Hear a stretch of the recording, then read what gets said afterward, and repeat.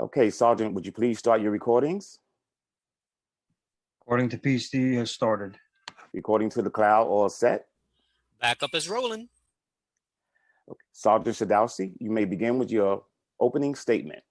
Thank you, and good morning, and welcome to today's remote New York City Council hearing of the Committee on Resiliency and Waterfronts, jointly with Economic Development. At this time, would all council members and council staff please turn on their video. To minimize disruption, please place electronic devices on vibrate or silent mode. If you wish to submit testimony, you may do so at testimony@council.nyc.gov. Once again, that is testimony@council.nyc.gov. Thank you. We are ready to begin.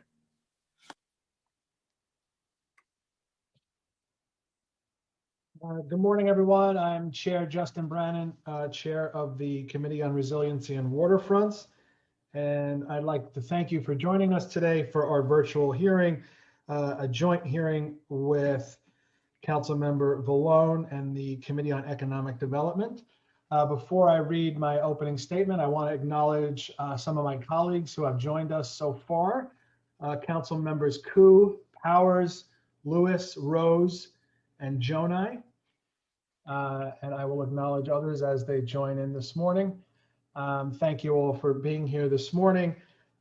Today's hearing is on port safety and resiliency in the 5 boroughs, which is something that is very, very important to all of us out here, especially outside Manhattan in the so-called outer boroughs. As you all know, yesterday we celebrated Earth Day, and today we continue to demonstrate our commitment to protecting our environment by discussing resiliency measures planned and ones that must be implemented to address climate change. As a city surrounded by water and with 520 miles of coastline, our ports and low-lying neighborhoods are particularly vulnerable to the impacts of sea level rise, storm surge, and high tide and sunny day flooding. Superstorm Sandy cost the city nearly $20 billion. And if we do nothing, future extreme weather events could cost the city $90 billion in damages by 2050. That's less than 30 years from now. Building resilience is an ongoing process. It is therefore imperative that we continue to protect our ports, our marine terminals, and our food distribution centers, as well as our residents and our property. In January, Governor Cuomo announced plans to develop 2 new offshore wind farms off the coast of Long Island to transform the South Brooklyn Marine Terminal and Sunset Park into a large-scale offshore wind staging and assembling facility. The terminal will become one of the largest dedicated offshore wind port facilities in the country, bringing much-needed green infrastructure jobs right here to Brooklyn, investing in the Sunset Park community, and helping us move one step closer to our renewable energy goals. I look forward to hearing from the Economic Development Corporation this morning about this important project and working with the administration to help ensure its success. The Hunts Point Food Distribution Center in the South Bronx is a vital food hub, distributing over 2 billion pounds of food throughout the city annually. It's also located on a low-lying peninsula that is vulnerable to storm surge and power outages. Because Superstorm Sandy hit the city at low tide, the food distribution center at Hunts Point was spared. But because of Hunts Point's vulnerabilities, the city convened a working group in 2015 to come up with ways to ensure that this critical food distribution hub would be protected against future coastal threats. The working group recommended that the city should focus on both coastal protection measures and elevating and protecting the mechanical systems and installing backup power generation. Building equipment has been hardened, but no coastal protection measures have been put in place at Hunts Point. So I look forward to hearing from EDC and the Mayor's Office of Climate Resiliency today on what coastal protection measures are planned and what else is necessary to ensure that such a vital part of our city's food supply and the Hunts Point neighborhood itself is both protected and resilient. East Harlem is also a low-lying neighborhood, highly susceptible to flooding from storm surge and sea level rise, as well as extreme heat. In 2017, the city hired consultants to study how best to protect East Harlem from the future effects of climate change. The study found the cost of inaction in the face of climate change over the next 50 years would be approximately $3.2 billion. As a result, in December 2019, the Mayor's Office of Climate Resiliency and the Parks Department released a vision plan that highlighted the need to better manage stormwater, develop and renovate open spaces to be more resilient, create cool streets and public spaces to reduce the urban heat island effect, as well as elevating waterfront edges to reduce neighborhood flood risk. The study and vision plan served as a framework for developing a stronger, safer, and more resilient East Harlem. Since the vision plan was released more than a year ago, we want to hear what steps the city has taken to make East Harlem more resilient. As part of the East Side Coastal Resiliency Plan, an integrated flood protection system will be constructed from Montgomery Street to East 25th Street in Manhattan. Coastal protection and resiliency measures are critical to protect the surrounding neighborhoods from coastal storm surge events and the resultant devastation like what was caused by Superstorm Sandy. This project must be done with transparency, and we must ensure that residents continue to have access to green space, parks, and playgrounds throughout the construction process. The city must also ensure that it openly communicates with residents about the status of the Staten Island seawall, a 5.3-mile-long seawall between Fort Wadsworth and Oakwood Beach on the east shore of Staten Island. This seawall, originally expected to be completed in 2021, now likely will not be completed until 2026 because of continuous construction delays. Staten Island cannot afford to be without coastal storm protection when the next storm hits.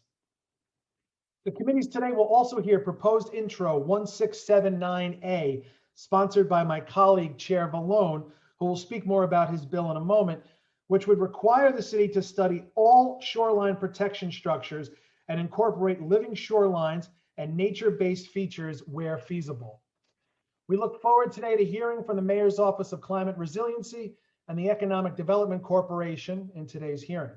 Before we begin, I want to thank my committee staff, Committee Counsel Jessica Steinberg-Albin, Senior Policy Analyst Patrick Mulvihill, Senior Finance Analyst Jonathan Seltzer, my Chief of Staff Chris McCright, my Deputy Chief Kayla Santos-Suoso, as well as all the staff for the Economic Development Committee for all their hard work behind the scenes in putting this hearing together. I will now turn it over to my colleague, Chair Vallone, for his opening remarks. Good morning, everyone, and thank you, Chair Brennan. Today is a good day. We have a lot of happy people today. When we're talking about reviewing the entire city's shorelines and how we can protect and preserve them the day after Earth Day, that's a good day. So good morning, everyone. I am Paul Vallone, Chair to the Committee on Economic Development, and we just heard from my good friend and fellow Chair Justice Brennan for the Resiliency and Waterfronts Committee for our joint hearing today. I believe it's our first one, so it's another part of a good day. Today's hearing will take a broad look at our city's ports and shoreline and how we are prepared for the impacts of climate change. As Chair Brennan just mentioned, the city's 520 miles of waterfront are particularly vulnerable to sea level rise and storm surge. At the same time, we are utilizing our waterfront areas for important needs like maritime freight distribution, transportation, housing, public parks, and more. We must balance this need to make use of our shoreline for vital activities with the need to ensure our shoreline and the structures on it are resilient enough to withstand the effects of climate change. During this hearing, we'll be looking at how the administration, particularly EDC and the Mayor's Office of Climate Resiliency, are working on that balance. We'll take a look at ongoing resiliency projects such as the East Side Coastal Resiliency Project, the Staten Island Seawall, the South Brooklyn Marine Terminal, offshore wind projects, and others. This hearing will also provide an opportunity to revisit oversight topics we have covered in the past and look how the admin is addressing resiliency in those areas. For example, in 2018, the EDC held a hearing on Freight NYC, EDC's $100 million initiative to modernize the city's freight network and shift a significant portion of freight movement from trucking to maritime and light rail distribution. We want to take a look at how Freight NYC and long-term resiliency issues are progressing. The committee has also held an oversight hearing on the Hunts Point Food Distribution Center in the Bronx, a key vital hub in the city's food distribution network. Due to its location, Hunts Point also faces risks of flooding and power outages from storms, and future planning must take these risks into account. And last but certainly not least, we will hear a piece of legislation sponsored by myself that will help the city take a comprehensive look at the protective structures of its shoreline and evaluate what needs to be maintained or improved. This bill, proposed introduction 1679A, will require the mayor to designate an agency to conduct this study of the shoreline of all shoreline protection structures in New York City. The agency would then prepare recommendations for maintaining shoreline protection structures that are functional, for replacing those structures that are deteriorating, and for adding shoreline protection structures where they do not exist. Recommendations will include using living shoreline techniques or environmentally responsible alternatives to traditional concrete material where feasible. And the report will be submitted to the mayor and the council and be publicly available online. For example, in my district, we are surrounded by water on 3 sides out here in Northeast Queens, all the way from City Field out to Long Island. It is a very large district that has shoreline all the way from College Point, Whitestone, Little Neck, and Douglas. But we don't have a clear picture of what shoreline structures are there and what state they are in, and in no way to access the waterfront in my areas. And there are many groups in College Point, like the Coastal Preservation Network, that came into existence just for that purpose. So my time as council member and chair of EDC is almost up, unfortunately, but I want to make sure that the next committee chair and the next admin have a comprehensive understanding of the state of shoreline protection structures across this city. I hope the study can provide this base of knowledge that can help the next committee and admin manage the shoreline in many years to come. A lot of work has gone into legislation of this size, and I'm looking forward to discussing this bill with our representatives from EDC and MOCR, as well as the wide range of advocates who are been cheering and here today. Before I turn it over, just want to take a moment to thank the committee staff, legislative councils Chris Sartori, Jessica Steinberg Albin, policy analysts Emily Forgione and Patrick Mulville, and finance analyst Aliyah Ali, who has been by our side from day one, for all their hard work for putting this together. With that, I'll turn it back over to our moderator. Thank you, Chair Brennan. Thank you, Chair Bellone. It's great to chairing this important hearing with you today and hearing these important bills. Thank you for all your work on this committee. I also want to acknowledge Councilman Cornegie, who has joined us. And with that, I want to turn it over to our moderator, the Economic Development Committee Council, Chris Sartori, to go over some procedural items. Thank you, Chair Brannon. I'm Chris Sartori, Counsel to the Committee on Economic Development, and I will be moderating this hearing. Before we begin, I'd like to remind everyone that you'll be on mute until you are called on to testify, at which point you'll be unmuted by the host. During the hearing, I'll be calling on panelists to testify, so please listen for your name to be called, as I will periodically be announcing who the next panelists will be. We will first be hearing testimony from the administration, followed by testimony from members of the public. During the hearing, if council members would like to ask a question of the administration or of a specific panelist, please use the Zoom raise hand function, and I will call on you in order. We will be limiting council member questions to 5 minutes, which includes the time it takes to answer those questions. For members of the public, we'll be limiting speaking time to 3 minutes in order to accommodate those who wish to speak today. Once you are called on to testify, please begin by stating your name and the organization you represent, if any. I will now call on representatives of the administration to testify. Appearing today for the Mayor's Office of Climate Resiliency will be Director Janie Bavishi. Appearing for the New York City Economic Development Corporation will be Julie Stein, Senior Vice President for Asset Management. Andrew Genn, Senior Vice President for Transportation. Elijah Hutchinson, Vice President for Neighborhood Strategies. Prince Flanagan, Assistant Vice President for Design and Construction. And Jennifer Montalvo, Vice President, Government and Community Relations. At this time, I'll administer the affirmation to each representative of the administration. I will call on each of you individually for a response. So at this time, please raise your right hands.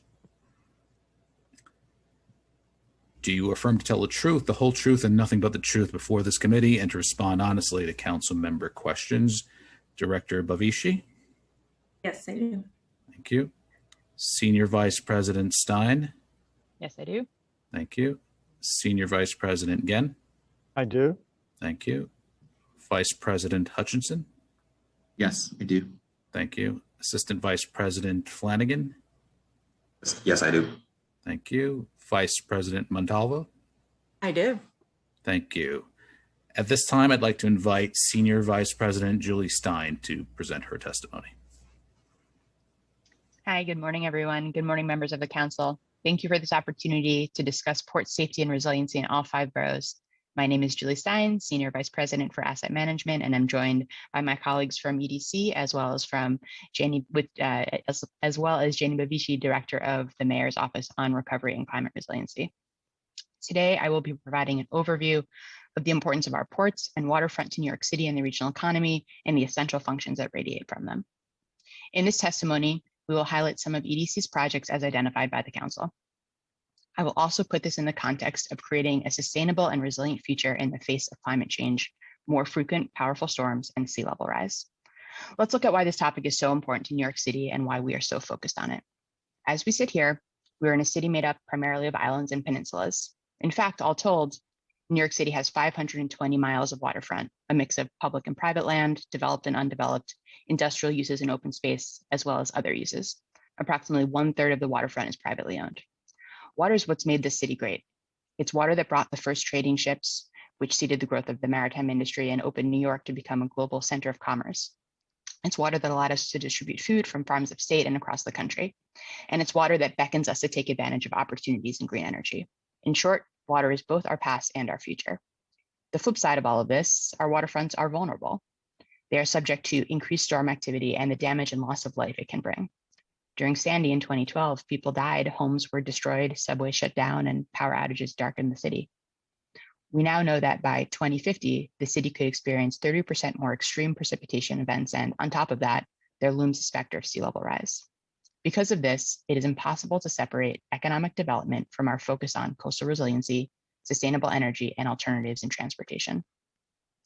The city established the New York City Panel on Climate Change, which takes international panel of climate change projections and localizes them to New York City, providing the latest and peer-reviewed climate data at the local level. With that research in hand, we at EDC are mapping our greatest vulnerabilities and taking bold and significant action to address them. The city is investing $20 billion in recovery and resiliency projects across the 5 boroughs, making it one of the most ambitious urban infrastructure programs in the United States. Strong ports are also key to our planning. They strengthen the city's resiliency in the face of emergencies and transportation disruptions. In order to lower carbon emissions, we are turning to multimodal freight transport by maritime and rail. With that, let's look at some of these major initiatives and how we support them. Through Freight NYC, EDC is helping New York City overhaul our aging freight distribution systems through strategic investments to modernize our maritime and rail assets, build new distribution facilities, and create thousands of well-paying jobs. As the city population grows and consumers demand near instant deliveries, local freight volume will increase an estimated 68% by 2045. And with trucks currently moving nearly 90% of freight, traffic will have nowhere to go. The Freight NYC plan leverages these key strategies to support modal shift and reduce the share of freight moving by truck. We are updating port infrastructure at the South Brooklyn Marine Terminal to support offshore wind facilities and other project cargo. We are making access improvements to the city's largest container port at Staten Island's Howland Hook. In addition, we are forming partnerships with maritime firms and shipping companies to move more freight by water and increasing rail freight to take pressure off our roadways. Crucially, we are doing this with a view to decarbonize the supply chain by using zero emissions vehicles and reducing truck miles traveled wherever possible. To give you examples, I would like to tell you how Freight NYC is investing in 2 freight hubs: the South Brooklyn Marine Terminal, or SBMT, and Hunts Point. SBMT in Sunset Park is undergoing a rebirth. The city initially invested over $115 million to reactivate SBMT as a major shipping hub to spur further development. SBMT is now our most prominent investment to support offshore wind production, and we will invest another $57 million in offshore wind-specific port improvements. Within the next few years, SBMT will support the production of 3.3 gigawatts of clean energy. This is in no small part thanks to the advocacy of Councilmember Menchaca, who has continually pushed for a strong maritime industrial use of the site. With our partners Sustainable SBMT and Equinor US, coupled with the support of federal and state governments and local leaders, SBMT will establish New York City as a wind industry hub, strengthen the local green economy, and create a national model to support offshore wind activity. We project over 1,200 jobs associated with the project while ensuring the local community in South Brooklyn has a direct pipeline to these opportunities through the creation of a $5 million fund to train workers in the skills they need to succeed in these jobs. Another major hub of freight activity is the Hunts Point Peninsula in the Bronx. Because Hunts Point is key to the local and regional food supply chain, EDC and the city are working with the local community to address vulnerabilities to disruption from future storms and other environmental threats. Hunts Point is home to 12,000 residents, 18,000 workers, and the Food Distribution Center, which is the largest such center in the nation. The Food Distribution, or FDC, feeds the tri-state area with an estimated 4.5 billion pounds of food distributed every year, about half of which feeds consumers in New York City. 12% of all food distributed to New York City comes from the FDC. Using funding from HUD, we partnered with the community to launch the Hunts Point Resiliency Process. Through it, we found that different parts of Hunts Point face varying risks. The industrial area, sited in low-lying floodplain, is vulnerable to storm surge, flooding, power outage, and extreme heat. However, the residential neighborhood is at a higher elevation, subject to blackouts and heat issues, but not flooding. The study prioritized an energy resilience project, including a microgrid, solar power and energy storage, and backup systems for residents, schools, and the food distribution center businesses. In addition, we are working with the FDC tenants to develop specialized emergency operational response plans. And in the long term, we are committed to working with our FDC tenants on modernization plans to address coastal flooding risk. Each waterfront has its unique challenges. The historic heart of New York's waterfront is Lower Manhattan, another area that faces significant risk simply by its location. One of the largest central business districts in the country and one of the world's densest concentration of jobs, it's surrounded by water on three sides. This means if sea level rises to as much as 6 feet, which is what conservative models project, the neighborhood could be uninhabitable by 2100. As I mentioned, Hurricane Sandy forced the city to recognize its vulnerability. That is why the city is investing roughly $500 million in permanent infrastructure plans to safeguard Lower Manhattan's coastal areas and provide interim flood protection. The Lower Manhattan Coastal Resiliency Project involves 4 tailored initiatives to protect close to 70% of the coastline. We are examining how to extend the Seaport and Financial District shoreline into the East River to act as a flood barrier. In the neighborhoods between the Manhattan and Brooklyn bridges, we are designing a system of flood barriers. We also have plans to elevate the wharf and esplanade along the Battery to strengthen the shoreline there. And we are coordinating with the Battery Park City Authority on the reconstruction of its waterfront esplanade. To support many of these freight and resiliency initiatives, EDC relies on our waterfront rehabilitation program. We want to thank Councilmember Vallone for introducing Intro 1679, a local law related to evaluating shoreline structures around New York City. We believe this process is vital, and that is why EDC has led a waterfront rehabilitation program for more than 2 decades. This program is supported by 2 key components: waterfront inspections and waterfront capital construction. EDC inspects city-owned waterfront infrastructure and provides repair recommendations annually. In addition, EDC works with a wide range of city agencies to identify the critical infrastructure that needs to be addressed. That means 40 to 50 sites per year and a $3 million annual inspection budget. The key deliverables from a typical inspection are a report that details recommended repairs and cost estimates for implementing the renovations. These deliverables are used to support capital construction planning by the city. Over the course of fiscal years 2018 and 2019, EDC performed 80 inspections that identified approximately $900 million in recommended repairs across 150 different waterfront infrastructure systems under the jurisdiction of agencies. Of that 150 systems, approximately 45% needed repairs within 1 to 5 years. The capital construction component of the program is responsible for developing the 5 to 10-year capital plans for waterfront infrastructure under EDC's jurisdiction.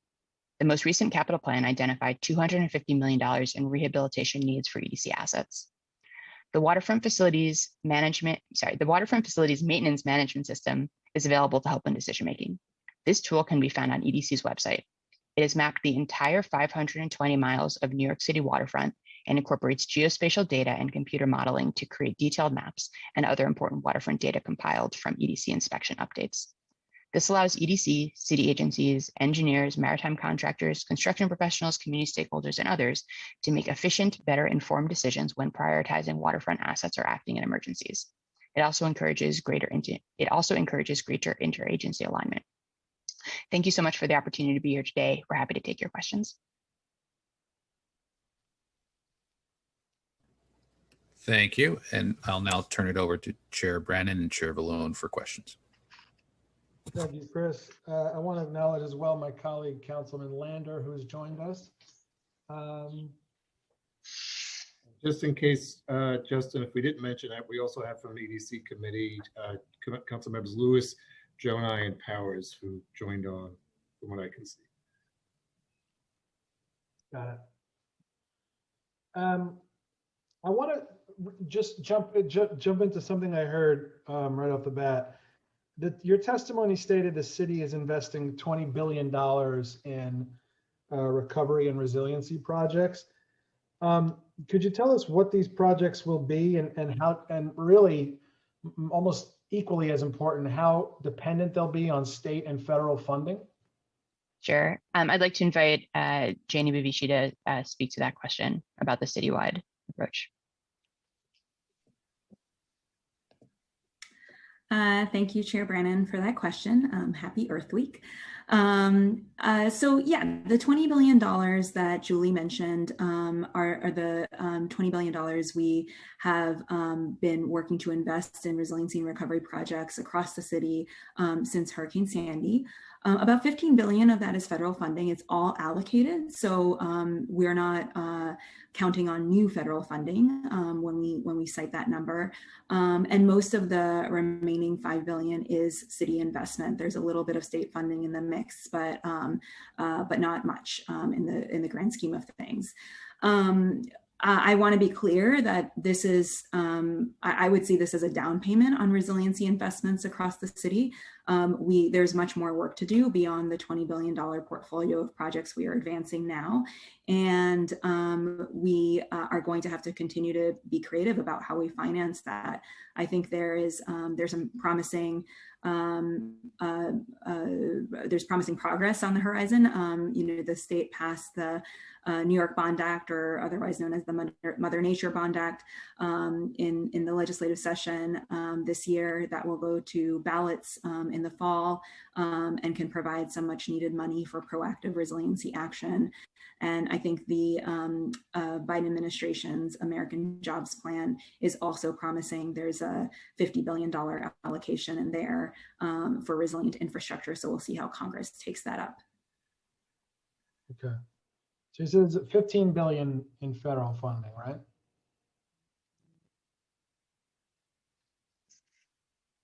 Is that right? Yes, sorry, I was muted. Yes, that approximately 15 billion in federal recovery dollars after Sandy. Okay. Can you give us a breakdown of the resiliency related projects in MOR's portfolio, or projects that MOR oversees? And could you give us a breakdown by borough? I'm sorry, Chair Brannan, I do not have that in front of me right now. I'm happy to follow up with your team about that. Yeah, we requested in the hearings in October and November a breakdown of the projected cost of each resiliency related project, the agency funding for each project, and how much has been spent on each project so far. Do you have that? There are a lot of projects. There are literally hundreds of projects in the mix in the $20 billion portfolio. So no, I do not have that at my fingertips now. But again, we're happy to follow up. Okay. The block grant disaster relief money that the city was awarded for coastal resiliency projects, I know it's got to be spent by September 2022, or the city risks losing that funding. So we've got about a year and a half to that deadline. Which projects have been prioritized to receive that funding? So just a bit of a correction there. So Congress actually acted to extend the deadline for the CDBG-DDR block dollars to New York City to September 2023. So we do have a little extra time to spend that money. In terms of which projects are prioritized, all of the projects that are funded with the CDBG-DR dollars are priorities for us because we want to make sure that we spend that money in time. So I mean, they can't all be a priority. There has to be some sort of triaging happening, I assume. No, all of the projects that are funded with DR dollars are priorities. We absolutely want to make sure that they move forward and and the money is spent in time. Okay. Hunts Point, 2019, EDC committed to floodproofing or hardening the most vulnerable buildings in the food distro center there. There are a lot of people that claim that building hardening is really the bare minimum that EDC could do to protect Hunts Point against flooding, and that there should be more investment in coastal resiliency there. Is EDC studying additional coastal protection measures at Hunts Point other than installing the backup power? Yeah, thank you for the question. So as we know that energy continuity is the most pressing concern today for protecting our food supply center, and based on current coastal risks, that we think that a tailored approach to the at-risk buildings is the most appropriate and cost-effective response, not widespread coastal protection. What we've been doing in the very short term is that the facility that's most at risk, that is critical to our food supply, is the Hunts Point, the meat market up in Hunts Point, and those have the HESCO bags to deal with the short-term risks around flooding. The other building that's in the floodplain is Crasdale, and they don't provide any perishable goods, so they're part of a longer-term strategy. We have applied for the FEMA Building Resilient Infrastructure and Communities program called BRIC in order to effectuate additional building level upgrades. And we're also committed to working with our tenants on longer term modernization plans that will incorporate resiliency measures that address long-term coastal flooding. As you know, buildings that are built to modern building code are resilient from coastal flooding. And so part of our investment more generally in the modernization of the food distribution center will address some of the coastal flooding risk. I mean, could you speak more specifically to other investments that are going to be made to protect Hunts Point? Certainly. So as you may be aware, there was announced, I believe in 2015, $150 million investment in Hunts Point upgrades, and those are on a property by property basis. They're each in different states depending on the property, but there are ongoing projects to think about modernization of the facilities more generally. For example, we just announced the groundbreaking a few weeks ago of the Grow NYC a facility up there, which will be built to modern building code and will be resilient to coastal flooding. But that's new construction, right? It's not for what's existing.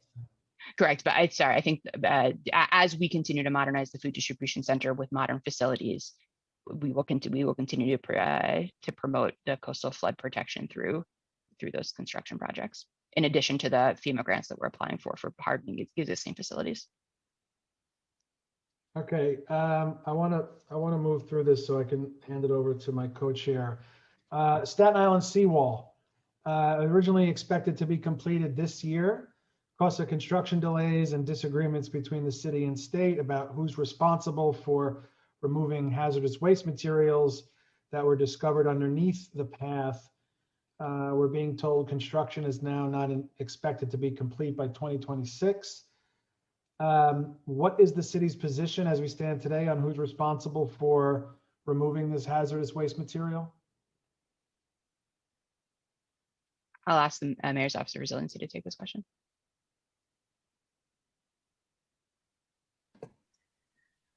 Thanks for the question, Chair Brannon. So the hazardous waste is affecting one component of the project in the northern area of the project. And we had always had an understanding with the Army Corps of Engineers that the city would pay for the removal of the hazardous waste. But our understanding was that the Army Corps would actually perform the work because of their deep expertise in doing this kind of remediation work. Just last fall, only months before we were supposed to go out to bid, the Army Corps said that they would not be able to perform that remediation work due to liability concerns.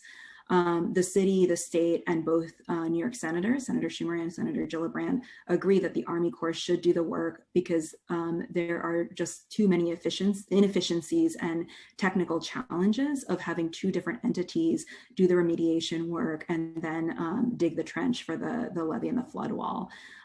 So we have altogether, both senators, the state and the city have appealed to the Army Corps to grant a policy waiver so that the Army Corps could go ahead and perform the work. The city is absolutely committed to paying for the remediation. I will, though, say that the other parts of the project are moving forward, parts of the project that are not impacted by the hazardous waste remediation. And the Army Corps expects that they will break ground later this year. So is construction of the seawall happening right now as we speak? There's not construction happening right now. There's design and technical analysis happening. So the Army Corps, like I said, expects to break ground on other components of the project later this year. I mean, that's concerning because we thought it was going to be finished this year, and now we're saying we haven't even put shovels in the ground. So, I think this project has a long history. Our most recent expectation was that we would break ground early in 2021. That timeline has been pushed back because of this conflict around who will perform the hazardous waste removal.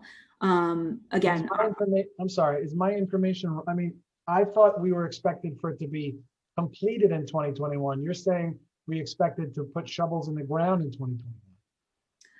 Like I said, this project has a long history, and the most recent timeline was that we would put shovels in the ground in early 2021.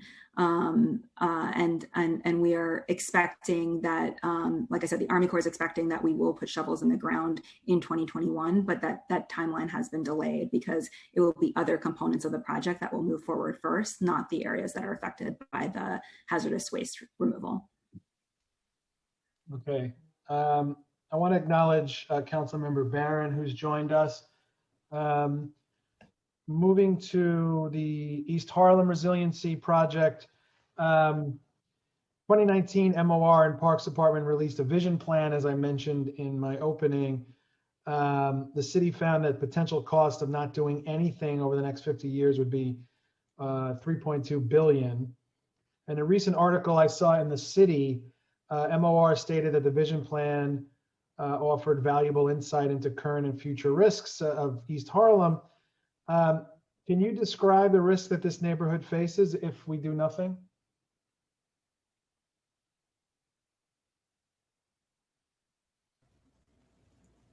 Chair Brandon, if I could just interrupt for one quick second. If I could ask all the EDC panelists as well as Director Bavishi to please stay unmuted for the duration of the Q&A. It's just, there's some technical issues and that'll make it easier for everyone. Thank you. Thanks, Chris. Sure. Yeah, thank you for the question. So East Harlem is a community that is vulnerable to storm surge as well as sea level rise and the impacts of intense precipitation. The vision plan for Resilient East Harlem is publicly available, and the Parks Department released it to the public in December of 2019. And has the city effectuated any of those plans recommendations? Yeah, so there have been a couple of things that have been in the works and have been moving forward. My office has been clear that we're committed to continuing our engagement with East Harlem because we know that the risks of surge, extreme precipitation, and heat will only grow worse. In particular, the Mayor's Office of Climate Resiliency successfully applied for a FEMA grant to study a water square concept project that would be designed to address the risks of extreme precipitation. NYCHA and DEP has started work on the study. They started work on the study last fall, and it'll be completed by the end of the year. We're also working closely with parks as they implement the Harlem River Esplanade project and future Esplanade projects, as well as Pier 107 to ensure resiliency is incorporated and community engagement is ongoing and in all of these projects. And we're continuing to explore grant opportunities at both the federal and state level to look for new opportunities to further reduce risk in the neighborhood. Okay, that all sounds great, but has anything actually been done yet in East Harlem? The projects that I have mentioned are moving forward, it's important to get design of these projects right to ensure resiliency is incorporated, and that's what we're working on and engaging the community in that process. But nothing's actually physically, tangibly been done yet.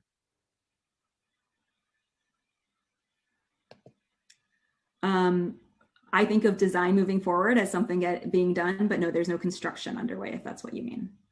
So what's the timeline for when the people of East Harlem will actually see something get done? The Parks Department is leading on the Esplanade projects, and I am happy to have them follow up with your office to provide those details. Yeah. Yeah, I'm just hearing a lot of planning and designing, and I understand, I'm not naive. I understand that all has to happen, but I haven't heard of any doing yet, anything that the average person walking down the street can actually see things changing. I haven't heard in any of these projects this yet, which is very concerning. And I haven't heard anyone blaming COVID for it either. So I don't know what we're doing here. Last thing, and then I want to hand it over to my colleague, Councilman Vallone. The East Side Coastal Resiliency Project, construction for this project is expected to continue through 2025. What flood protections are currently in place while the construction is ongoing?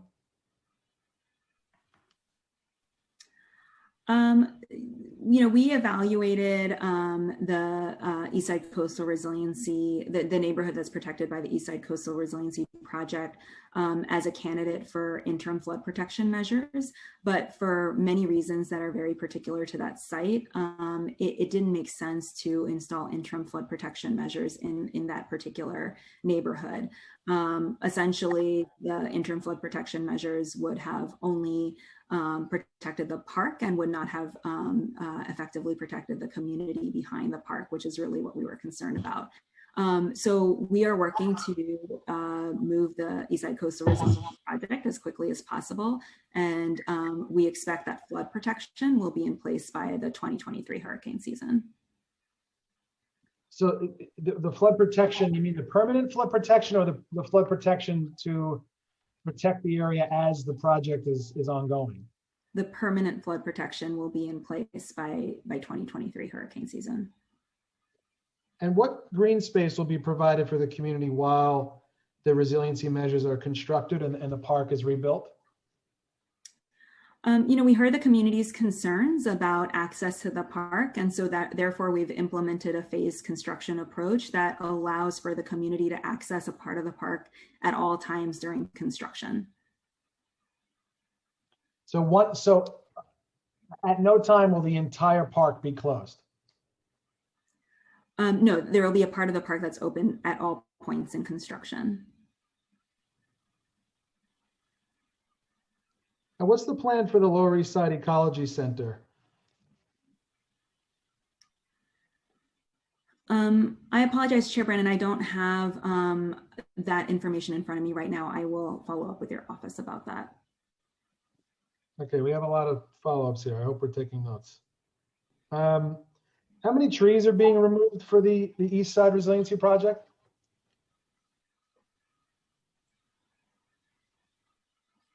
We will have to put this on the list of follow-ups. The Parks Department is really the best best representative of the city to answer that question. And I guess you don't know, if you don't know how many we're removing, you don't know how many are being replanted and replaced. That's a question for the Parks Department. Okay, and as of right now, is the East Side plan on time and within budget? Yes, that's right. Okay. All right, I want to hand it over to Councilmember Vallone. Thank you. Thank you, Chair Brennan, and good morning, everyone. Julie, thank you for your testimony, and the EDC team, and from the mayor's office, thank you for the information here. It really does kind of flow into what Chair Brennan was doing on an overview of all these projects. And I like always, you're used to me by now, I always start with your testimony and the information that you're giving us as my starting point. So I was brought immediately to page 5, where you give a pretty decent summary of inspection and what's happening. And I think that is what led to the bill in the first place, because some of this is council members are aware of, aren't aware of. So why don't we start there? You state that there's over 500 miles of shorefront, and over 1/3 of that is privately owned. So we have 2/3 of shoreline that the city is responsible for. And then you state that EDC inspects city-owned waterfront infrastructure and provides repair recommendations annually. Is that done every year? Is that something that's done? I know we do a 5 and a 10-year project. When was the last time EDC inspected the entire waterfront? Thank you so much for the question. I'm going to turn the mic over to my colleague Prince Flanagan, who runs the program for EDC, to give you details about the work that his team has been doing. Sure. Thanks for the question. To answer this the specific question, yes, the program is currently active. As of right now, we're in the process of inspecting different sites under the jurisdiction of different city agencies across the 5 boroughs. I think an important distinction to make is that EDC performs the inspections, and then we sort of hand off the capital planning to these other agencies to develop their own capital plans for their respective assets. Well, and that's where there's a lot of, not so much confusion, but there's a lot of interaction with the interagencies that you're working with. So could you kind of maybe give us a summary of that? So how many, or what are the top 3 city agencies that you're working with in this process? But EDC is doing the inspection, and then that inspection process is handed off to the applicable city agencies? Correct. And the major, we work with a wide variety of agencies, but I would say the major agencies that we work with are Parks Department, DOT, DEP, and FDNY. But we reach out to, the different facilities managers for each agency, and at the beginning of the fiscal year, we come up with scope of inspections, and then we implement them across the fiscal year. So how do you get, or how do you determine the work at that point? Is there a review and accountability from those agencies back to you once the inspection is done? How do you know if it's been budgeted for, started, or completed, which is what Chair Brennan was talking about on certain projects? Right. So for the most part, EDC, or at least my team, we are responsible for our own capital planning process for our own waterfront assets.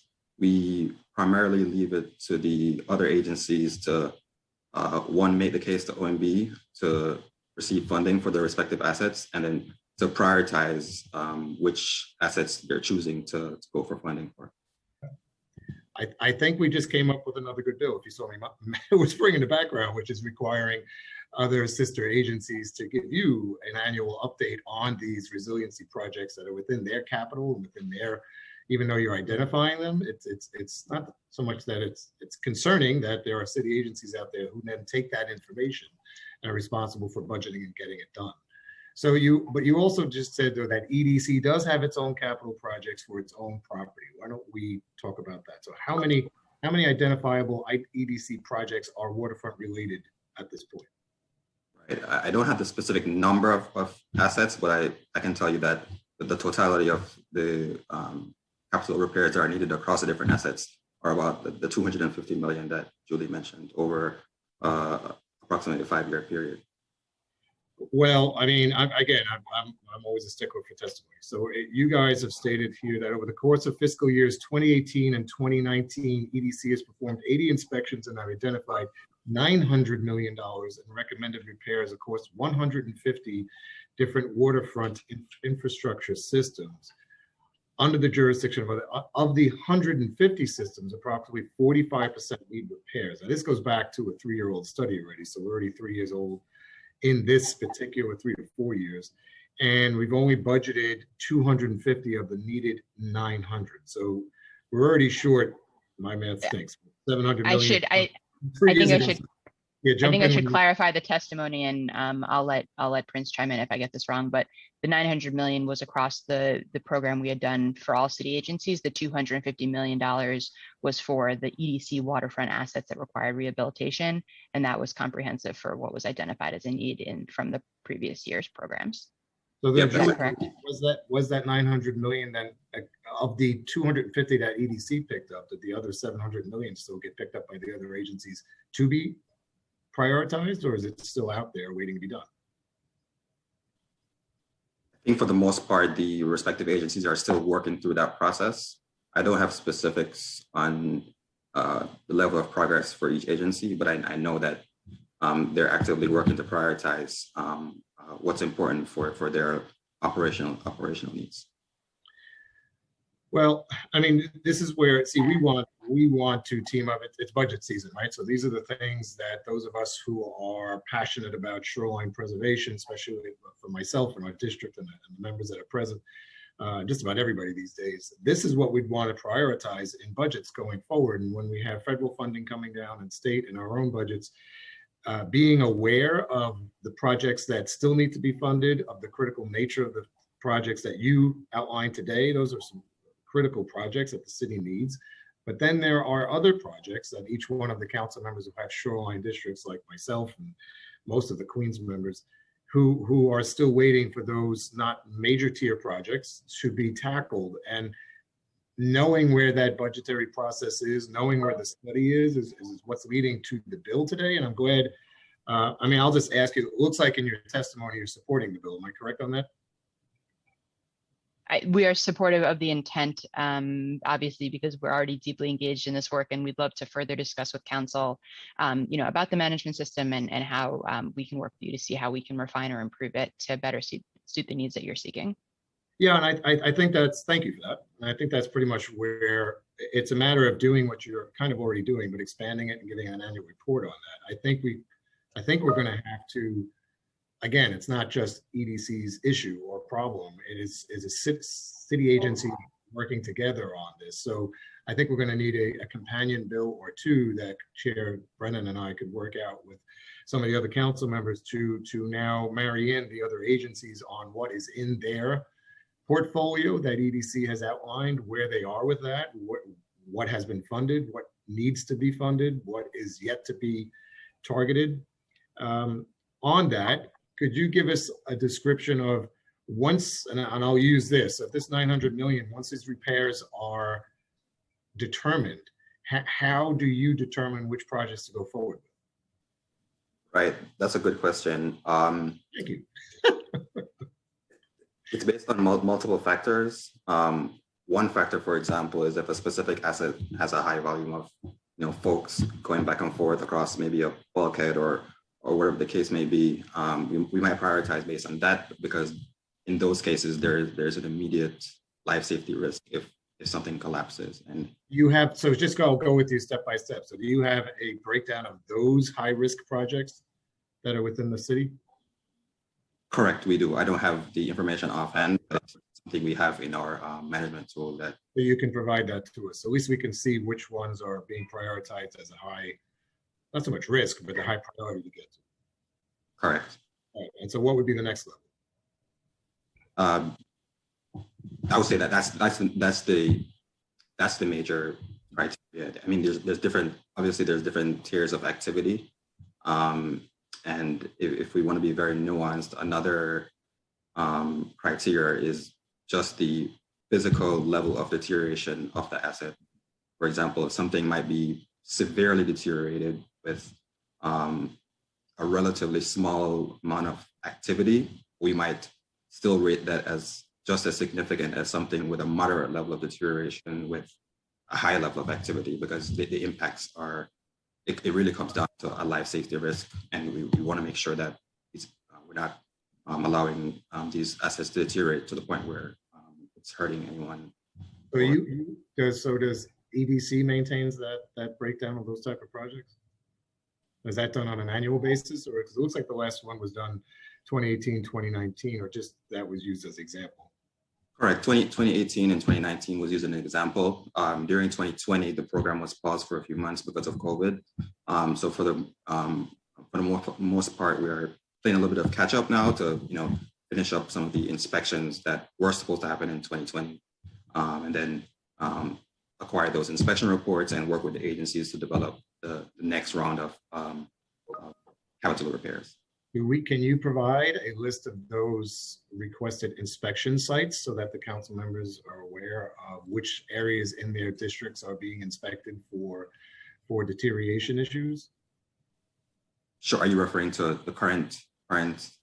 Yeah. So your current, I think the way for us to kind of tackle this going forward is you're already doing basically the work. It's a matter of now providing this information annually to beyond just EDC and the agencies, but now to all of us, so we can prioritize what needs to be done and what needs to be prioritized. So with the projects that are prioritized, are you just repairing them back to their original state? Part of the bill we're looking for is now trying to take in this quote living shorelines approach, where we can have a new green resiliency approach to projects that are maybe coming or to replace existing cement-based projects. Is any of that done with the repairs now, or is that only for new future projects? Right. So for the most part, the kind of the mantra for the program is repair in kind, unless there's specific circumstances that was discussed with a specific agency or internally within EDC. I think that if we were to kind of expand the program to address some of the needs in the bill, we'd have to work through some of the current constraints of the program. And I think we're happy to do that. Well, I think that's part of what's in this bill, and I think that's why there's excitement here. It's a review of the shorelines and how we can use some of these new living resiliency techniques that are being brought in across the country and the city, because we just don't want to put back, we want to repair, but there's opportunity for so many untouched parts of the shorelines. Of the 2/3 of the shoreline that EDC maintains, do you have a study of all existing 2/3 land, or is that just done on a repair need basis? So just to clarify, the 2/3 are publicly owned more generally, not just in EDC's jurisdiction. So do you inspect the entire what's within your portfolio, or is it only done on projects that are flagged that need repairs? Could you repeat the question? Sorry. When you do the inspections that are in the report, is it the entire portfolio of EDC owned city-owned land, or is it just its sites that need or are brought to your attention that need repair? Right. So it's typically sites that are in critical condition and need repairs. We try to inspect every site on a roughly 5-year basis. But yeah, it's also there's also another effort I want to highlight, which is that waterfront maintenance management system also has mapping and visibility on each of the sites, even if they're not doing the deep dive inspection. So I don't know, Prince, if you want to explain the kind of information that's available for the sites that aren't getting the annual inspections. Exactly. So yeah, thanks, Julie. It's good to separate kind of the inspection from the mapping. As of right now, we have the entirety of the 520 miles of NYC waterfront mapped. That's available on the management tool. As for the inspections, it's something we're still working towards to cover the entire waterfront. So Councilmember Bowen, I think that some of the information that you're interested in terms of understanding the conditions and the materiality of each of those miles might be available, even if a deep dive inspection hasn't been completed in the past few years. Well, so how are we to know then which projects EDC is going forward with on a capital annual basis? Other than the ones that Chair Brennan and I have targeted, the major ones for today, do you have a list of projects that are on EDC's basically to-do list that are going to be funded and go ahead with? We do.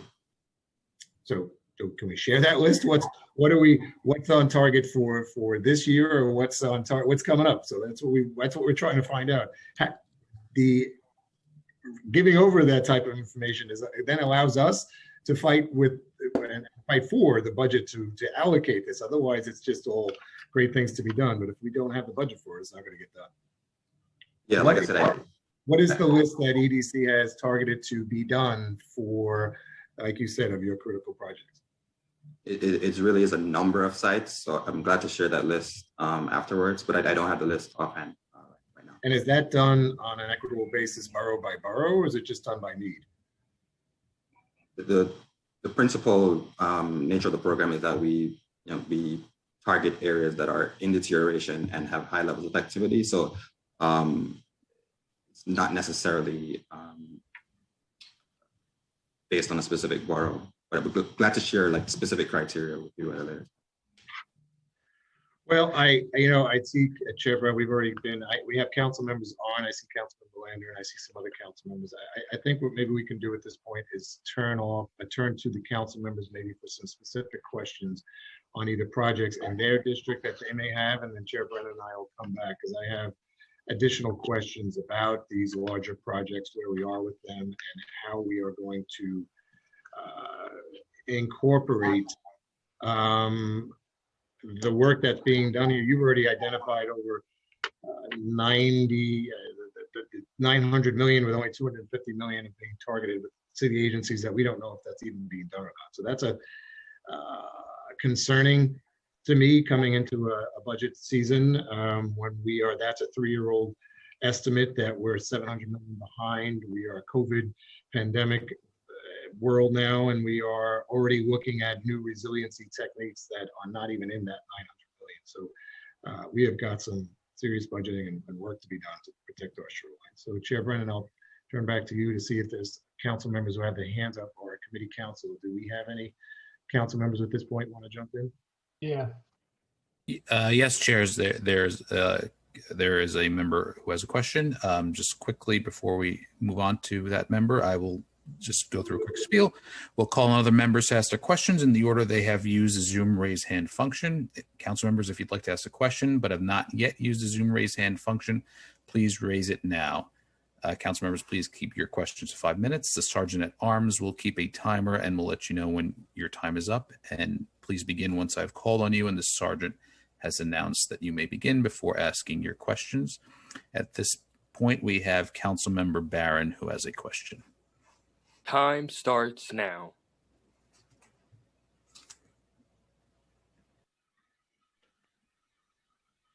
Councilmember, please pause for a second. I think you're on mute. Okay.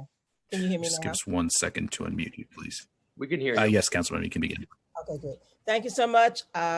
Glad to be able to participate. I did not hear most of the testimony, so my questions may already be about areas that you've already spoken about, so please forgive me.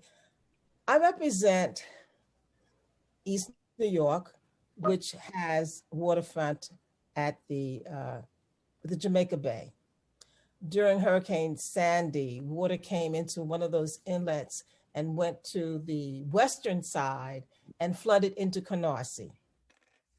Had it gone to the eastern side, it would have flooded an area where there's a development that's called the Landings.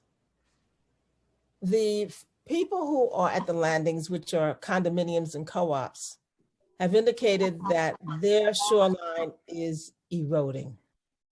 We are having lots of challenges to find out, in fact, where their property line ends and where Parks Department, which I believe is the entity that is responsible for the actual area that comes in contact with the water, begins.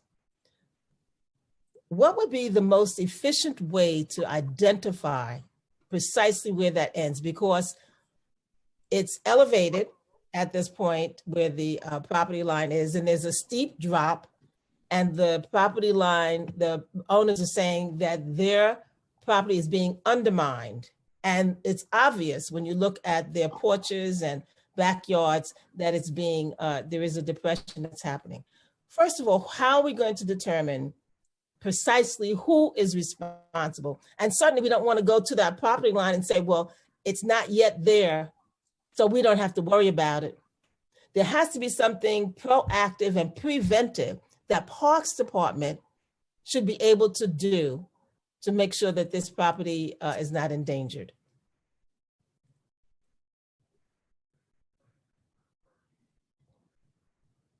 Thank you for the question, Councilmember Barron. I am not familiar with the details of the situation, but I can say that I know that the Parks Department is working with the co-op board. In fact, they were just on a site visit the other day. Right, I was there. Wonderful. So I know that there are discussions ongoing. Again, we would have to have someone from the Parks Department answer your question more specifically, but I know that they are engaged with the board and working on this with them. Right. So what is your interaction and relationship? What's the coordination? Who has the responsibility? Is it specifically Parks, or do you have some part to play in this as well? At this time, Parks Department is taking the lead. And will they report to you, and will their plans be, who reviews whatever Parks Department comes up with as their solution to this problem? Who says, yes, this is the right thing? Yes, this is as far as we need to go. Who does that?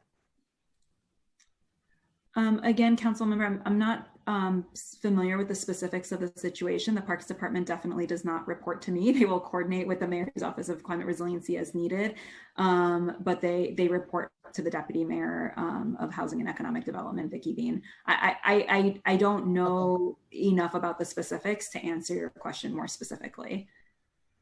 Okay, great. Thank you so much. Thank you, Mr. Chair.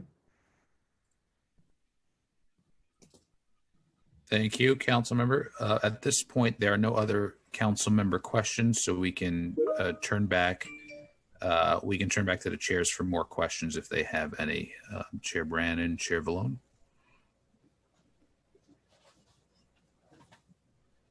Chair Vallone, you have anything?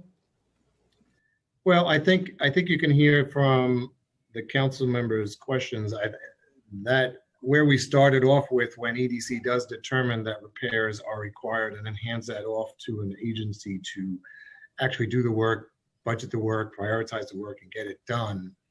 I think pretty adamantly that has to be a pretty much a secondary bill that Justin and I are going to put in to get that information, because I don't really think it's acceptable that an agency can go off and determine after it's been already found that the work needs to be done, that now it's being handed off to Parks or someone else who has that particular property, and more often than not it's Parks, and in what they're doing there and how they're going to be resilient.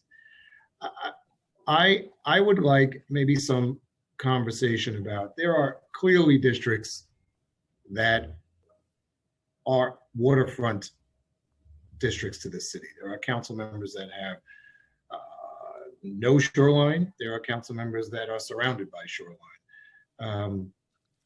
For the boroughs and the shoreline projects that you are targeting, is there a list of definable shoreline projects by borough that we could go over that have been determined that are about to go forward or are going forward?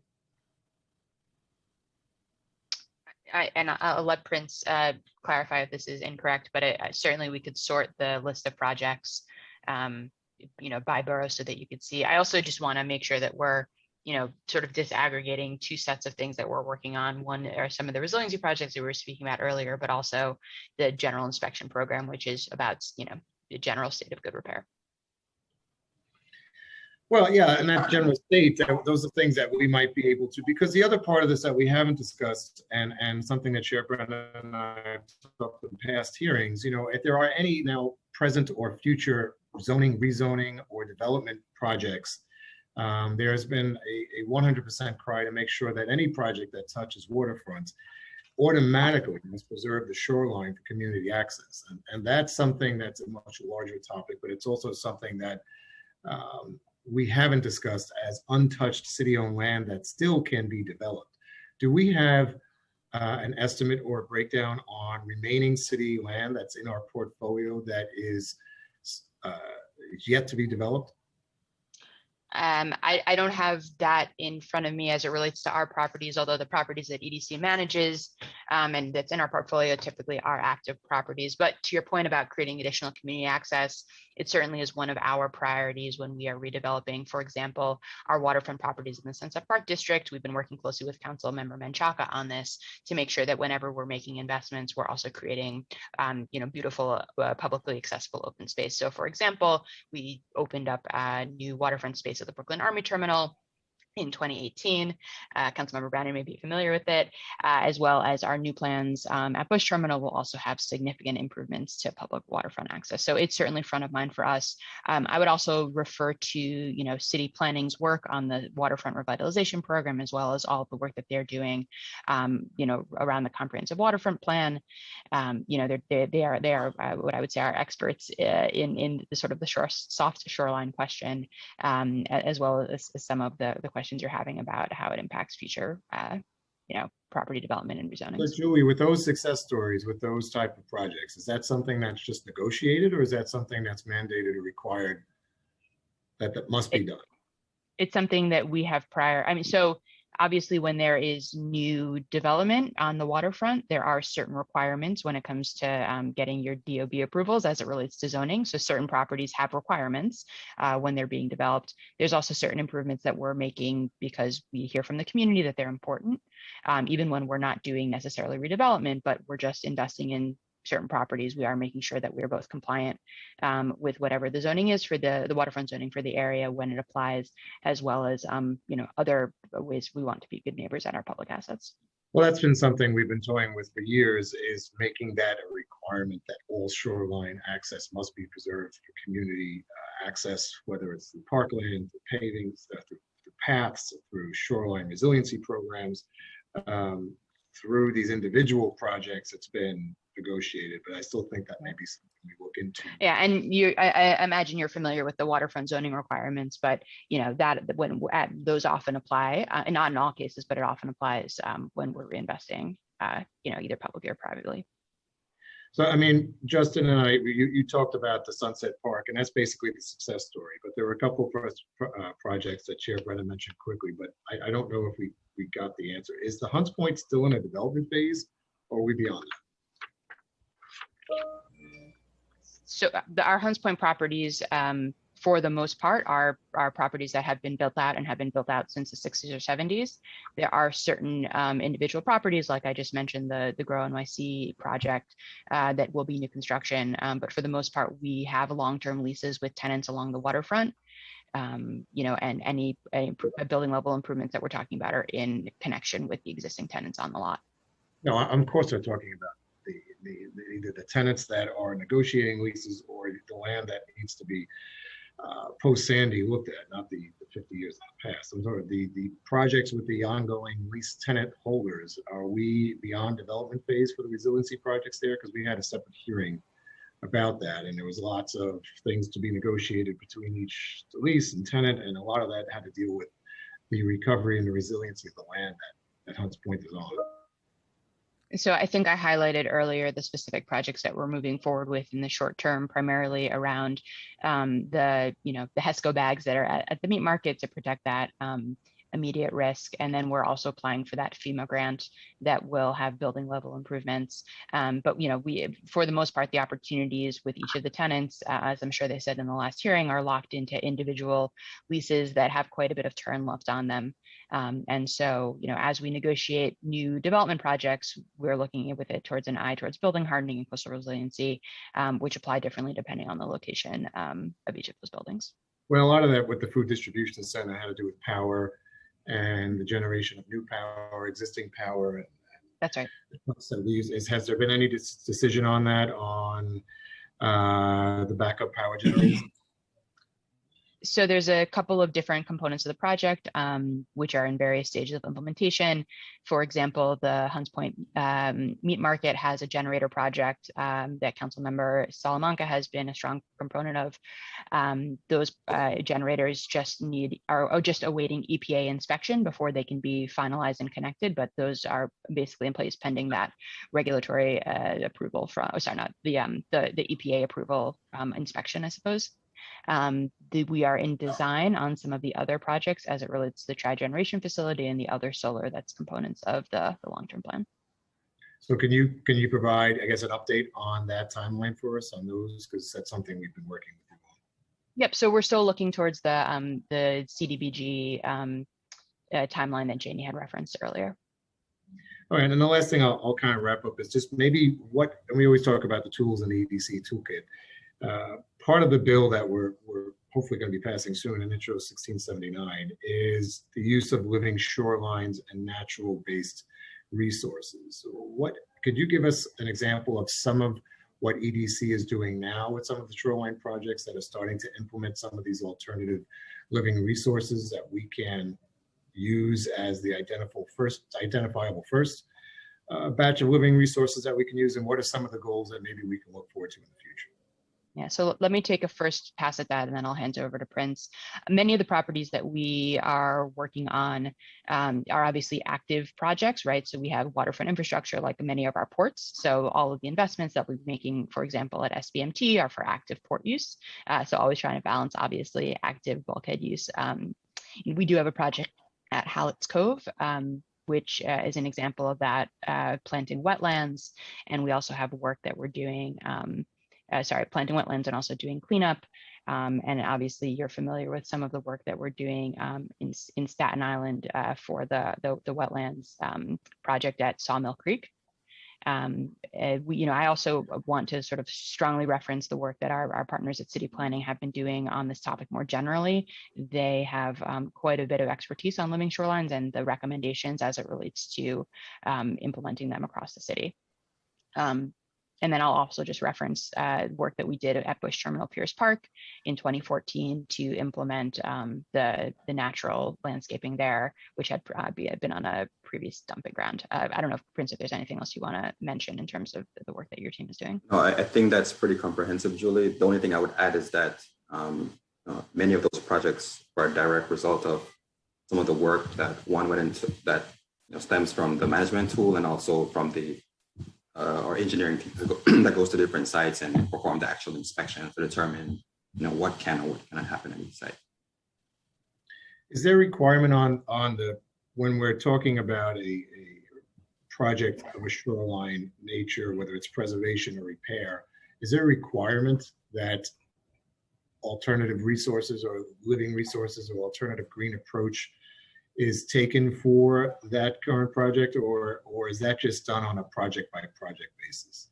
I mean, a lot of this is new ground, and a lot of it's exciting new, and a lot of we're learning as partners, whether it's our coastal preservation partners, whether it's our federal partners, they're learning more things every day on coastal preservation, whether it's the Billion Oyster Project or using the seagrass to preserve the shorelines and making sure that DEP is not dumping directly right onto a preservation project and where those sewer lines are going. There's so much city interagency on what happens on any particular project. I think we would have a little bit more comfort if we knew that there was a controlling agency to make sure that approvals are done and that the best or the least impactful approach is made. Does that happen now through EDC? If there's a project that's handed off to another agency to be done on a shoreline, are they at their complete discretion to finish and complete that project, or do they have to obtain permission for what approach they're going to take?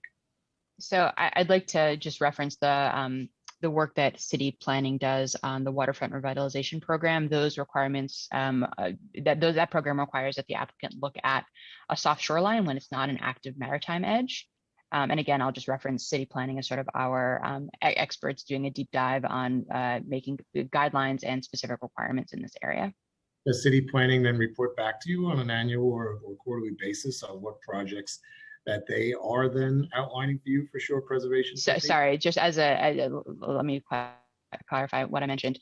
There are, requirements that are in place through various, policies and requirements, whether it's zoning or other guidelines that are required through the development process. And so those are the guidelines that EDC or other cities, agencies or other private developers will reference when they're doing new investment. So it's not on a case-by-case basis, but rather there are guidelines and structures in place that require the applicants to look at soft shoreline sort of when it's on an active maritime edge.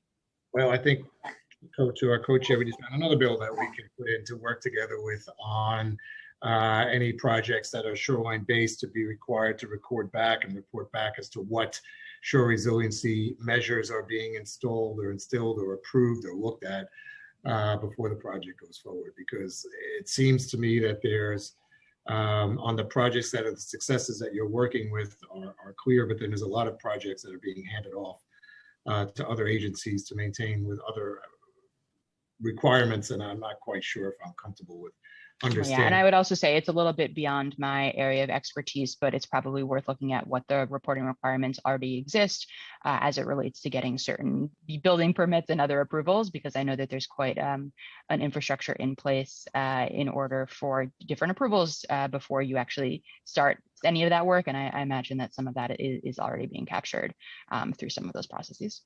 Well, thank you for answering the questions that we've come up with. I know Chair Brennan has some for himself. I had to turn it back over to my co-chair. Thank you, Chair. I wanted to allow Councilmember Barron. I think she had another question. Yes. Thank you, Chair Brannon, and thank you, Chair Vallone. I do have another question. In 2019, after many millions of dollars that the city put into the Pennsylvania and the Fountain Avenue landfills, the state came sort of late to the game and put on a lot of the icing and put in some paths and had a grand opening of the Shirley Chisholm State Park. So my question is, for that shoreline of that area between basically Pennsylvania Avenue and Fountain Avenue, who's responsible for that? And is there any coordination between the city and the state for plans for maintaining that shoreline, that coastline, and perhaps having other kinds of community access to the water?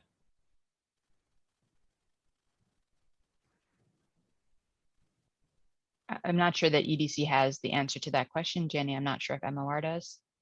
No, it sounds like a Parks Department question.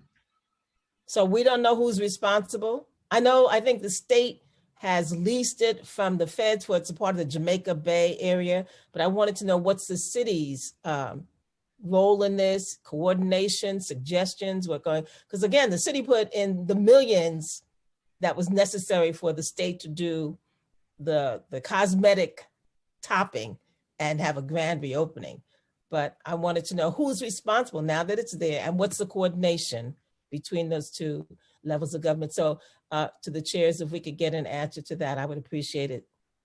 Thank you. That was it. Thank you, Council Member. Yeah, I wasn't thrilled with the preparation or the lack of preparation today. It's disappointing, and I agree with my co-chair today. I think there's a lot of stuff that's going to come out of this hearing as far as reporting that I think we're going to need just to have some accountability and some try to inject a little urgency here. I think it's, look, I think we all understand that building resilience is a process. It doesn't happen overnight. But I think urgency here is certainly critical because time is just not on our side. And we can't wait for these hearings to get this information. And then when we get to the hearings, when agencies aren't prepared and we're pulling teeth to get information, it's disheartening, but it's also just, it's not okay. We don't have the time. And again, like I said earlier, I didn't hear anybody blaming COVID for any of this stuff. So the delay in some of these projects and stuff that we thought was going to be completed by 2021, now that we're hoping we get shovels in the ground by 2021, time is not on our side, and protecting our ports and our marine terminals and our few distribution centers and making sure that we are communicating with the communities who are on the front lines of extreme weather. They can't wait for these hearings to find out this information. So we got to do better there. And if it requires us to put in more reporting bills to keep folks honest and keep folks accountable, then that's what we're going to have to do. So I think, If I can, sure.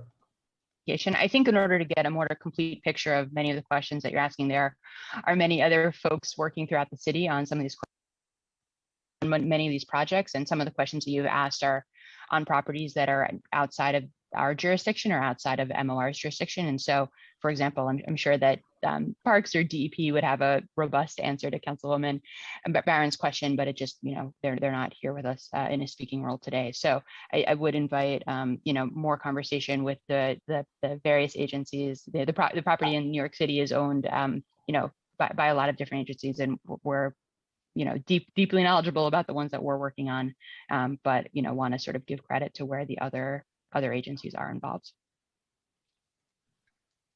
Okay. Okay. I want to acknowledge also we were joined by Councilman Ulrich. And I think with that, Chris, unless Councilman Vallone has anything else, we can move on to our next panel. Yes, Chair. There are no other questions from council members, so we can move on to testimony from members of the public at this point. As I said before, we'll now turn over to public testimony. I'd like to remind everyone that unlike our typical council hearings, we will be calling on individuals one by one to testify. As I stated earlier, each panelist will be given 3 minutes to speak. Please begin once the sergeant has started the timer and given you the cue to begin. Council members who have questions for a particular panelist should again use the Zoom raise hand function, and I will call on you after the panel, and I will then call on you to ask those questions. For panelists, once your name is called, a member of our staff will unmute you, and the sergeant at arms will give you the go-ahead to begin upon setting the timer. Please wait for the sergeant to announce that you may begin before delivering your testimony. And at this point, I'd like to call on Noam Baharov to testify, who will be followed by Andrew Rella.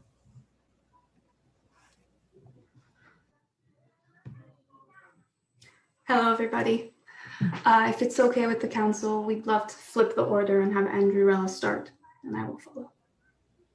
That's fine. Mr. Rella, please begin. Good afternoon. My name is Dr. Andrew Rella, and I'm Director of Engineering for eConcrete, a coastal engineer specializing in nature inclusive design, and I am joined by Noam Baharov, eConcrete's Director of Public Policy and Relations. I'm also an adjunct professor at Stevens Institute of Technology and a local native New Yorker. Throughout my academic and professional career, I've co-authored the NJDEP Living Shoreline Engineering Guidelines, been advisory committee member for Hudson River Sustainable Shorelines Project for over 10 years, as well as worked with the DEC since 2013 on developing solutions for ecological engineering of concrete pile encasements. eConcrete, a company specializing in the ecological design of coastal and marine infrastructure, has been operating in New York City since 2012 with projects at Brooklyn Bridge Park, Randall's Island, Huron Street, Queens, and soon to be constructed living breakwater project planned for the southern shore of Staten Island, New York, my home borough. We've heard throughout this meeting the importance of our city's waterfronts and infrastructure. Towards this effort, the importance of developing resilient infrastructure cannot be overstated. Current infrastructure needs, sea level rise, and increased storm frequency can only be addressed through assessing the structural, ecological, and social aspects of design. Nature inclusive design, engineering, nature, living shorelines not only serve to provide ecosystem services and ecological uplift, but serve to reinforce the structural components of infrastructure, enhancing project lifespan, naturally adapting to climate change, expediting permitting, and providing on-site mitigations, all returning an investment and saving millions of dollars. I now hand this over to Noam Baharov to finish the statement. Thank you, Andrew. As my colleague, Dr. Andrew Rella mentioned, eConcrete's resilience building roots in New York City run deep. Members of the committee, Chair Brannan and Chair Vallone, we thank you for the opportunity to share eConcrete's testimony in support of this bill. Intro 1679 affords a comprehensive and visionary approach to sustainable development throughout New York City's shoreline protection structures. By assessing the current state of the city's shoreline protection measures and identifying where protection infrastructures must be replaced, this bill ensures a proactive approach to reducing the impacts of seasonal flooding, erosion, and catastrophic storms. By analyzing if the living shorelines approach would be a feasible replacement for traditional protections, the proposed bill, would directly increase ecosystem services like flood attenuation and shelter for species, while increasing coastal public access and open space. By determining opportunities for environmental concrete, the city is taking an integral step towards meeting the challenge of climate change. This bill would strengthen the city's work to build protected shorelines that can also be carbon sinks, marine habitat, local job creation, and recreational and educational sites. When environmental concrete is encouraged, the city gains more natural spaces and hardened infrastructure with co-benefits that traditional concrete protections cannot afford. We thank this committee for hearing our testimony and are grateful for your time and attention towards this hearing process. We look forward to continuing collaborating with the City of New York towards a more resilient future. Thank you. Thank you very much. Our next speaker will be Sarah Doherty, who will be followed by Michael DeLong, who's our last registered speaker. Time starts now. Hello. Okay, you can hear me.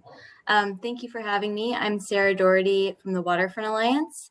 The 520 miles of shoreline in New York City are a magical landscape of maritime recreation, a working port, and a green ecological wonder. At the same time, the many mixed uses along the shoreline paint a complicated picture. Public facilities alone include the Manhattan and Brooklyn cruise terminals, the Red Hook container terminal, city marinas, FDNY, and NYPD marine facilities, shoreline and beaches, coastal and resiliency structures, waterfront parks, greenways, and dredging sites. We commend the City Council's efforts to draw attention to port safety and resiliency in today's hearing. The city, through plans like the NYC Comprehensive Waterfront Plan, Freight NYC, and the EDC's Waterfront Management Maintenance System that we've discussed a lot today, as well as recent changes in the city's zoning code through the zoning for coastal flood resiliency, have put forth many proposals for strengthening maritime ports and coastal resiliency. Key questions to consider from this point are how these plans integrate or cross-reference one another, and what we can do to measure progress when these recommendations are made or reforms are instituted. 3 things could be improved: interagency coordination, measuring progress and maintenance needs over time, a commitment from the administration to back a collective vision for port resiliency and sustainability across the city. The role of the city and region's ports are sometimes shrouded in a mystery for the public and lawmakers. The port and maritime sector is and can be even greater in this 21st century economic driver, while rising to meet the critical needs of local environmental justice communities. We applaud the recent efforts by the Port Authority of New York, New Jersey to deploy more clean vehicles at Red Hook terminals, and we commend the city's effort to create a marine terminal at Hunts Point. But a broader vision for maritime ports and the working waterfront in the city is absent. We recently published recommendations in the Waterfront Resilience Platform for the next mayor of New York City, which include prioritizing, first, a focus on 5-borough green maritime port vision, i.e. offshore wind, decarbonization, electrification, ecological restoration, a thriving 5-borough ferry service, retaining waterfront industrial zones that foster local career pathways and green and blue jobs, and moving more goods by water. Turning to Intro 1679, Waterfront Alliance supports the goal of studying shoreline protection structures and advancing natural shoreline protections. Living or nature-based shorelines stabilize the shoreline and provide habitat restoration, ecosystem services, wave attenuation, improve water quality, and facilitate recreational activities like kayaking. Compared to conventional hardened or gray shoreline stabilization methods, living in nature-based shorelines provide up to 25% more biodiversity and can reduce tidal energy, filter and reduce. Great. You can finish up there. That's fine. You can finish up. Thank you. I'll try to make it quick. So we strongly support living shorelines. Waterfront Alliance, through its Waterfront Edge Design Guidelines rating system, recently verified a cement plant in the South Bronx for its innovative design at the water's edge, which restored wetlands and created public access, even alongside an industrial waterfront site. To that end, we recommend that legislation include specific language on, first, whether the city's existing shoreline protections align with best practices outlined in Waterfront Edge Design Guidelines, specifically Category 3, Edge Resilience Credits, and Appendix B, shoreline stabilization and decision-making, that this legislation incorporate a citywide rating system or scoring system for waterfront edge resilience and ecology aligned with WEDGE. And lastly, that incentives such as expedited permitting between DEC, Army Corps, and Department of City Planning are in place to encourage widespread adoption of naturalized shorelines. Thanks for the opportunity to testify today, and apologies for going over time.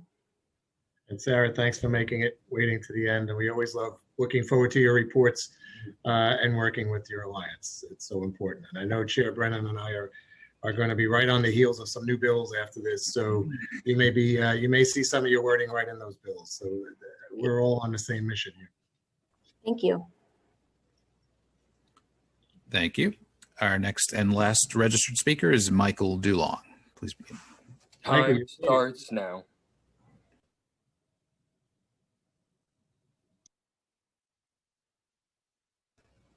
Please hold on 1 second. I think we have to just unmute you. There, I think you can hear me now, right? Yes, Yes, we can. please. Great point. Great point, Sarah. Good afternoon, Chairman Vallone, Chairman Brennan, and thank you for the opportunity to testify today. I'm going to testify in support of 1679. And thank you for your leadership in pursuing a study of all 520 miles of New York's shoreline. I want to talk about why we believe it's necessary and respectfully suggest some ways to strengthen the bill. In all of your remarks today, it's very clear climate change is something that is going to grow worse. We're already seeing sunny day flooding, especially out in Queens. We're seeing an increase in localized flooding in streets and homes due to precipitation, increased combined sewer overflows, and an increased risk of storm surge. In your remarks today, Councilmember Brennan, you talked about the $19 billion that Sandy cost the city in damages. 43 New Yorkers died. 433,000 New Yorkers' homes are in the floodplain and were affected by Sandy. So many of those are low-income New Yorkers and people of color. And so clearly something needs to be done to prevent that from happening again, and the problem is growing worse. The federal study that is happening now, the Harbors and Tributaries study, is not going to account for all of these problems, for all of sea level rise impacts. It is focused only on storm surge and does not address blue sky flooding or flooding that will occur due to rising tides. And so New York City needs its own plan that will either complement the federal government's plan if the federal government ever acts, or will step in and act where the federal government won't. And so a few ways that we think you could strengthen the bill. First, resiliency planning is obviously very complex, and the people and communities know exactly where they are vulnerable. They know where flooding happens regularly. They know where the solutions might be and what those solutions might be, and would be able to push for those. So we think there needs to be not just community participation, but community leadership in devising these plans. And we hope the bill would set forth a framework to allow for that.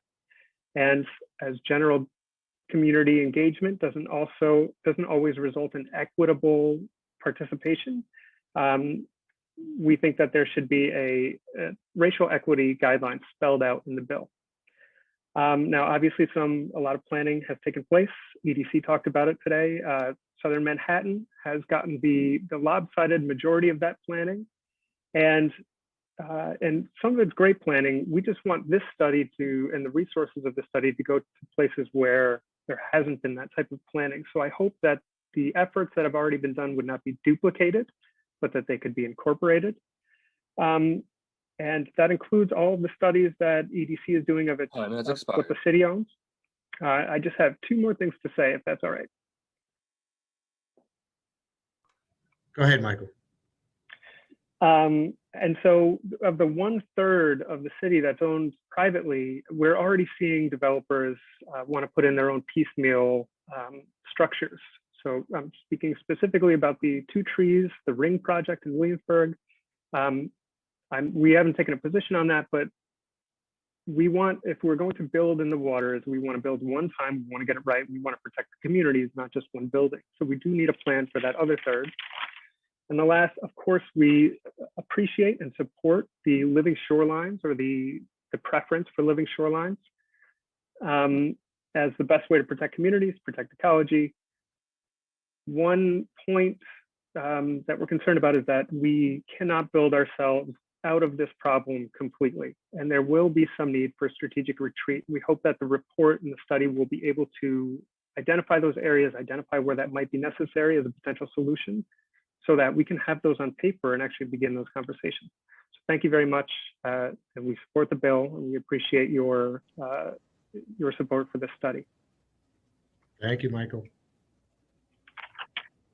Thank you very much. At this point, Mr. DeLong was our last registered speaker. If we have inadvertently missed anyone who has registered to testify today and has yet to have been called, please use the Zoom raise hand function and you'll be called in the order that your hand has been raised. Seeing none, I will turn it over back over to Chair Brannon and Chair Vallone to make any closing remarks and to adjourn the hearing. Thank you, Chris. I think we learned a lot today. I think we got a lot of ideas for stuff we need to do to hold folks accountable.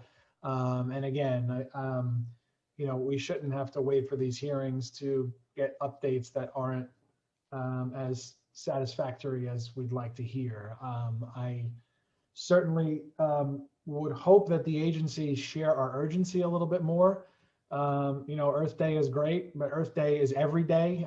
Time is not on our side here in any of these projects, and thinking really about the communities that are on the front lines of extreme weather is what keeps us up at night. But I do think that some more reporting would help as far as accountability is concerned on some of these updates. I think today some of the agencies were not nearly as prepared as they should have been.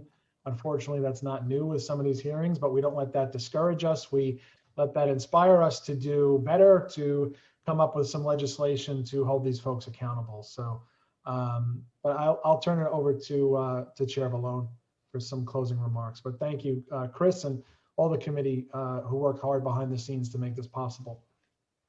That's right, Chris and the team. This was a flawless hearing, so thank you. And like Chair Brennan said, especially for the advocates who waited to the end. I still see you there, Michael and Sarah and some of the folks.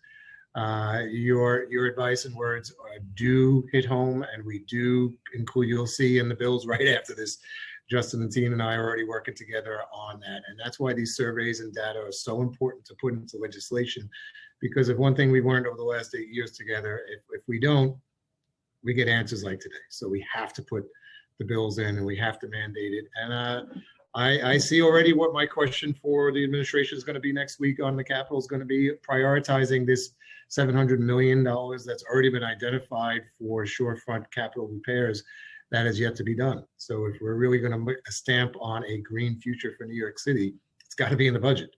We can do all the studies in the world we want, but if we don't fund it, it's not going to happen. So I thank everyone for that. I thank everyone for today's hearing. And I think Justin and I together, after celebrating Earth Day, like you said, every day is Earth Day. So with that, I think we bring our hearing to a close. And on behalf of Chair Brennan and myself, thank you. God bless everyone.